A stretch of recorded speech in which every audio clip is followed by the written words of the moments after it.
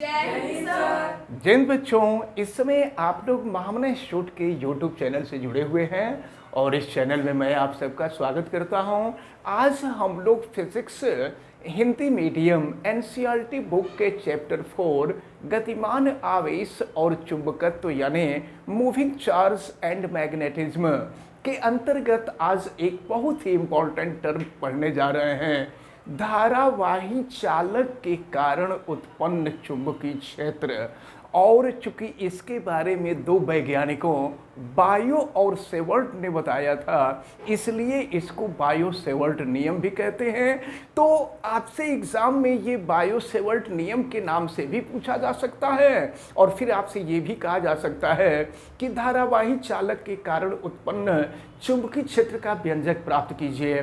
तो इसको आप लोग अच्छी तरह से समझेंगे। तो हमने आपको पिछले वीडियो में बताया था कि ओरेस्टेड ने, डेनमार्क के वैज्ञानिक थे ओरेस्टेड ने प्रयोग किया और प्रयोग के आधार पर उन्होंने बताया था कि जब किसी चालक तार में विद्युत धारा प्रवाहित होती है तो उस चालक तार के चारों तरफ चुंबकीय क्षेत्र उत्पन्न हो जाता है।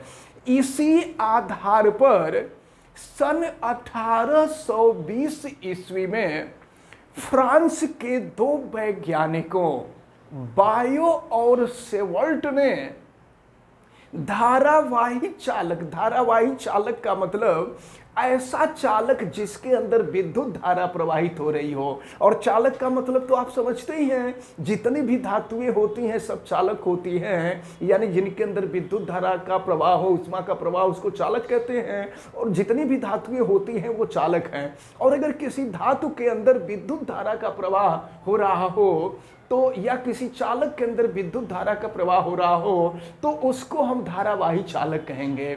और धारावाही चालक के कारण उत्पन्न चुंबकीय क्षेत्र, यानी अगर किसी चालक तार में, ओरेस्टेड ने तो सिर्फ ये बतलाया था कि जब किसी चालक तार में विद्युत धारा का प्रवाह होता है तो चालक तार के चारों तरफ चुंबकीय क्षेत्र उत्पन्न हो जाता है, लेकिन कितना चुंबकीय क्षेत्र उत्पन्न होता है ये उन्होंने नहीं बताया। इसको बायो और सेवर्ट ने बताया और बायो सेवर्ट ने प्रयोग के आधार पर इसकी गणना की और इसके बारे में हम आपको आज बताने जा रहे हैं। तो हम मान लेते हैं कि ये कोई धारावाही चालक है, इसकी आकृति कुछ भी हो सकती है और इस चालक में आई एम्पीयर की विद्युत धारा प्रवाहित हो रही है। इस चालक तार की हम अल्पांश लंबाई, चालक तार तो काफी लंबा होगा, हम इसकी थोड़ी सी लंबाई ले रहे हैं और थोड़ी सी लंबाई के कारण उत्पन्न चुंबकीय क्षेत्र की गणना कर रहे हैं। हम मान लेते हैं कि अल्पांश लंबाई स्मॉल एल है और इस चालक तार से स्मॉल आर दूरी पर, इसके पहले मैं आपको बता दूं कि चालक तार और यह बिंदु P है जहां हमको चुंबकीय क्षेत्र की गणना करनी है। और चुंबकीय क्षेत्र को B से प्रदर्शित किया जाता है। नॉर्मली आप हमेशा याद रखे रहिएगा, चुंबकीय क्षेत्र का तात्पर्य चुंबकीय क्षेत्र की तीव्रता ही होती है और चुंबकीय क्षेत्र की तीव्रता सदिश राशि होती है।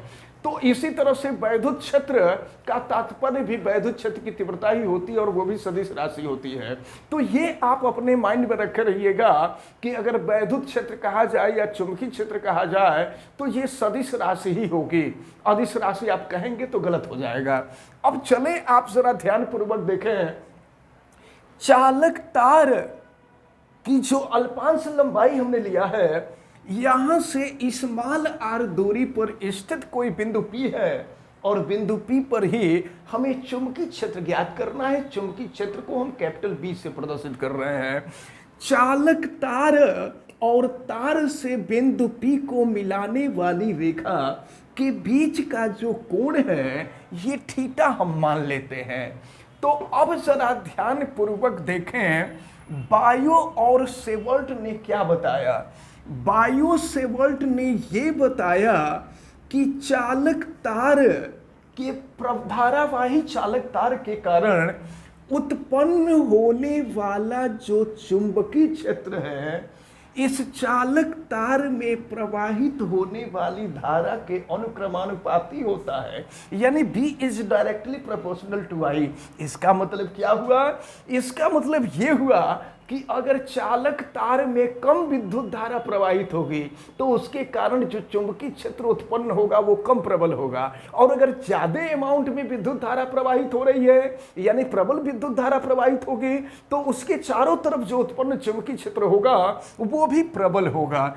इसको हम चाहें तो इक्वेशन नंबर 1 कर सकते हैं।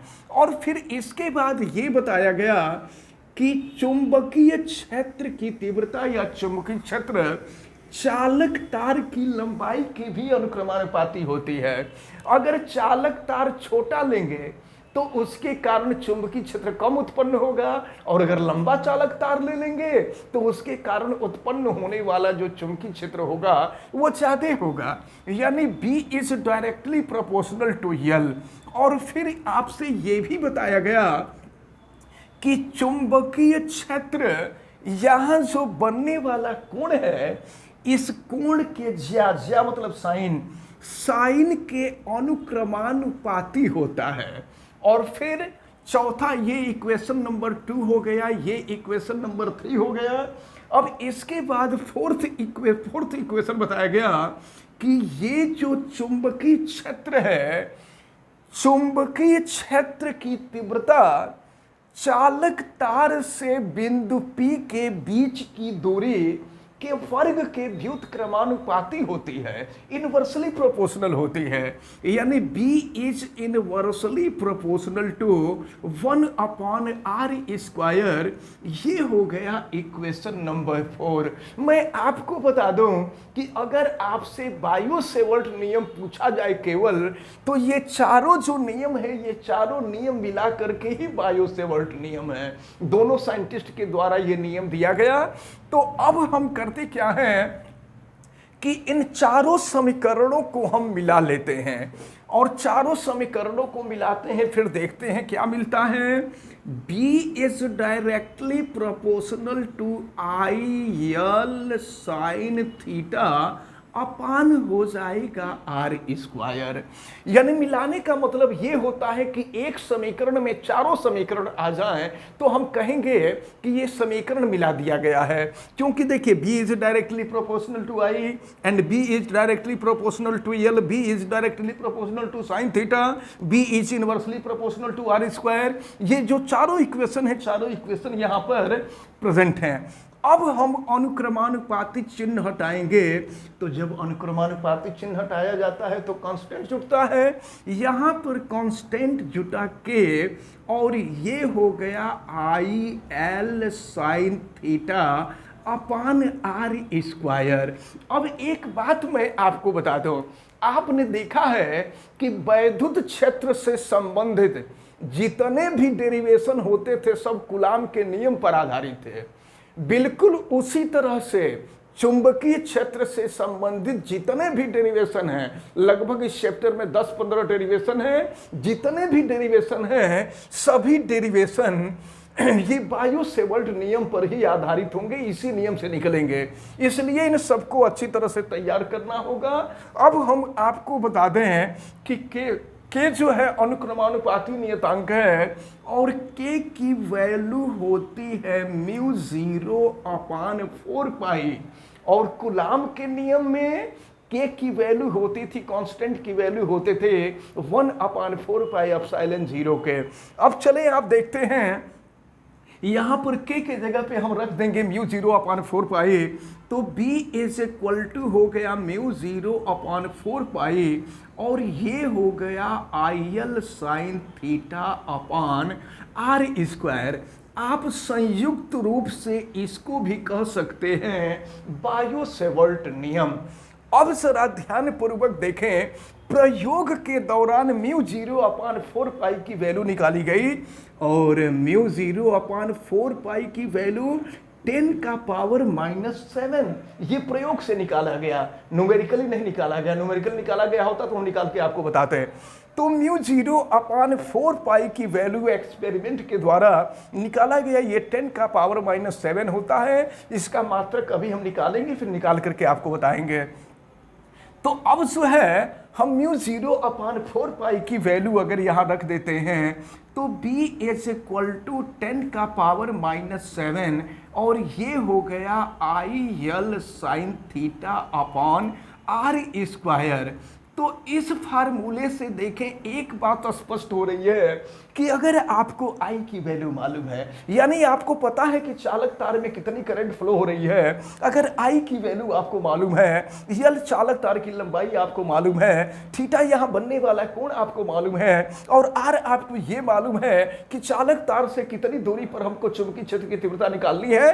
तो अगर ये I L theta R square की वैल्यू मालूम हो तो रख करके हम यहाँ से चुंबकीय क्षेत्र की तीव्रता निकाल सकते हैं। इसी नियम को बायो सेवर्ट ने या इसी सूत्र को बायो सेवर्ट ने दिया। ओरेस्टर ने केवल बताया था कि चुंबकीय क्षेत्र उत्पन्न होता है, लेकिन कितना चुंबकीय क्षेत्र उत्पन्न होता है इसको बायो सेवर्ट ने बताया और वो चुंबकीय क्षेत्र यही है। अब ये है कि जब आप निकालेंगे चुंबकीय क्षेत्र की तीव्रता तो आपको I का मान आपको मालूम होगा, चालक तार की लंबाई आपको मालूम होगी, यहां पर कितना कोण बन रहा है आपको ये भी मालूम होगा और यहां से दूरी कितनी है R का मान भी मालूम होगा। रख करके हम चुंबकीय क्षेत्र की तीव्रता की वैल्यू निकाल लेंगे। अब जरा ध्यान पूर्वक देखें, अब हम लोग अगर म्यू 0/4 का मात्रक अगर हम निकालें तो देखिए इसका मात्रक क्या होगा। अगर यहां से हम म्यू 0/4 की वैल्यू निकालते हैं तो देखिए ये मिलेगा आपका BR स्क्वायर अपान हो जाएगा IL साइन थीटा। तो देखिए B जो है चुंबकीय क्षेत्र है, आगे हम चुंबकीय क्षेत्र के 4 मात्रक बताएंगे और विधिवत सूत्र के माध्यम से निकाल करके बताएंगे। एक न्यूटन प्रति एम्पियर मीटर होता है, दूसरा वेबर प्रति वर्ग मीटर होता है, तीसरा गॉस होता है और चौथा टेस्ला होता है। इन सब के बारे में आगे चल करके हम आपको डिटेल में बताएंगे, लेकिन फिलहाल अभी जितनी जरूरत है उसको हम आपको बता रहे हैं। तो चुंबकीय क्षेत्र का मात्रक अब कैसे न्यूटन प्रति एम्पियर मीटर होता है इसको हम आगे निकालेंगे। या आपने देखा होगा लॉरेंज बल, आप क्लास हाई स्कूल में पढ़े होंगे, लॉरेंज बल F इज इक्वल टू होता है IBL साइन थीटा होता है। यहां से B की वैल्यू निकाल दें तो F upon I into L हो जाएगा। F बल है, बल का मात्रक न्यूटन, ये एम्पियर और ये हो गया मीटर। तो चुंबकीय क्षेत्र का जो मात्रक है वो न्यूटन पर एम्पियर मीटर होता है। चलिए हम मात्रक रखते हैं यहाँ B का न्यूटन पर एम्पियर मीटर और इसके बाद यहाँ R डिस्टेंस है, लेंथ है मीटर, तो ये हो जाएगा मीटर का स्क्वायर और फिर यहाँ देखें I एम्पियर हो जाएगा, EL लंबाई मीटर हो जाएगा और फिर आपको मालूम है साइन थीटा तो भुजाओं का अनुपात होता है, इसका कोई मात्रक नहीं होगा। तो फिर देखें अब क्या मिलेगा, इसको फिर यहाँ नीचे लिख देते हैं। तो ये हो जाएगा न्यूटन मीटर स्क्वायर और फिर ampere into ampere, ampere square हो जाएगा और फिर इसके बाद अगर आप देखें तो ये मीटर स्क्वायर नीचे आएगा, ये मीटर नीचे आएगा तो मीटर इंटू मीटर, ये मीटर स्क्वायर हो जाएगा। और तो अब जो है अब हम देखते हैं कि इसका मात्रक क्या निकल रहा है। तो मीटर स्क्वायर से मीटर स्क्वायर कैंसिल हो जाएगा और ये हो जाएगा आपका न्यूटन पर एम्पियर स्क्वायर। तो याद रख रहिएगा म्यू 0/4 का जो मात्रक होता है, यानी अभी तो हमने केवल म्यू 0/4 की वैल्यू ही हमने लिखा था, लेकिन जब इसकी वैल्यू लिखेंगे तो आप विथ यूनिट लिखेंगे, मात्रक के साथ लिखेंगे और ये मात्रक न्यूटन पर एम्पियर स्क्वायर होता है। अब अगर हम चाहें, ये तो SI पद्धति में म्यू 0/4 का मात्रक होता है, अब हम चाहें तो MKSC पद्धति में निकाल सकते हैं इसका मात्रक। न्यूटन आपको पता है कि किलोग्राम मीटर पर सेकंड स्क्वायर होता है। तो देखिए यहाँ न्यूटन, यहाँ मैं लिख दे रहा हूँ, ये किलोग्राम मीटर पर सेकंड स्क्वायर और फिर ये है आपका एम्पियर स्क्वायर। तो अब जो है, या इसको हम लिख सकते हैं किलोग्राम मीटर सेकंड का पावर -2 और ये एम्पियर का -2 हो जाएगा। तो MKSA पद्धति में ये मात्रक मिला किलोग्राम मीटर सेकंड का पावर -2 एम्पियर का पावर -2। आपसे कई बार μ0/4 की बीमा भी पूछा है, तो μ0/4 की बीमा भी आप निकाल सकते हैं, या नहीं तो देखिए ये हम आपको ये भी बता दें कि μ0/4 का जो मात्रक होगा, अगर यहाँ से हम थोड़ा सा सॉल्व कर दें, μ0 = 4 का क्रॉस मल्टीप्लिकेशन कर देते हैं, तो ये हो जाएगा आपका 4 × 10⁻⁻⁷। तो ध्यान दीजिएगा आप, तो अब 4 का तो कोई मात्रक होता नहीं है, तो फिर यहाँ जो मात्रक μ0/4 का होगा वही मात्रक μ0 का होगा, यानी न्यूटन पर एम्पियर स्क्वायर। आपसे एग्जाम में कई बार पूछा गया है μ0 का मात्रक, तो इसको आप दिमाग में रखे रहिएगा। μ0/4 का मात्रक और बीमा कम पूछता है, μ0 का मात्रक और बीमा ज्यादा आपसे पूछा गया है। तो μ0 का मात्रक न्यूटन पर एम्पियर स्क्वायर। अब इसके बाद जो है इसकी बीमा भी अगर निकालेंगे, तो अगर MKSA पद्धति में इसका मात्रक निकालते हैं μ0 का, तो यही आएगा। अब हम यहां से बीमा निकाल लेते हैं, तो किलोग्राम द्रव्यमान है, द्रव्यमान की बीमा m, मीटर l है, लंबाई l हो जाएगा, और s सेकंड है, t-2 हो जाएगा, और ये a-2 हो जाएगा। तो इस प्रकार μ0 का मात्रक भी निकला, और μ0 की बीमा हमने देखा mLt-2 a-2।